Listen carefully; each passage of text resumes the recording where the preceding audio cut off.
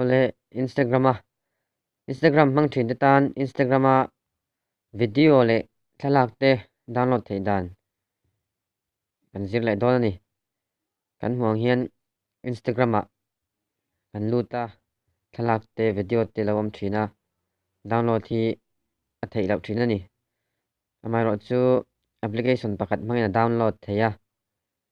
ka click hi lau enula copy link ka hian ka luta ti chuan in download ta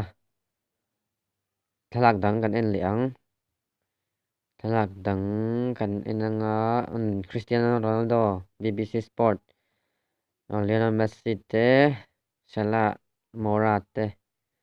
copy link khi kan met anga mo chuan lawin download tang hu pali an nia tuna thalak te kap download an ni ta ni ti chuanin kha album kan chekang photo a om nge om lo kan chekang ti chuan lo se to tu tan chuan ro pui lo mai thei ma se mang thar te tan ani o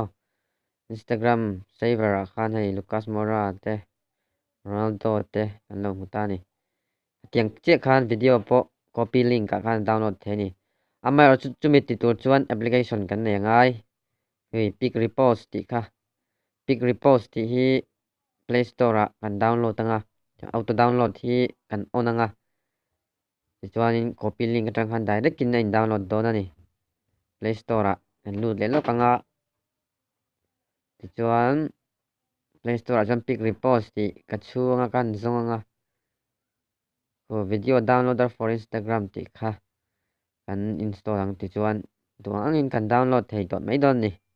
lo me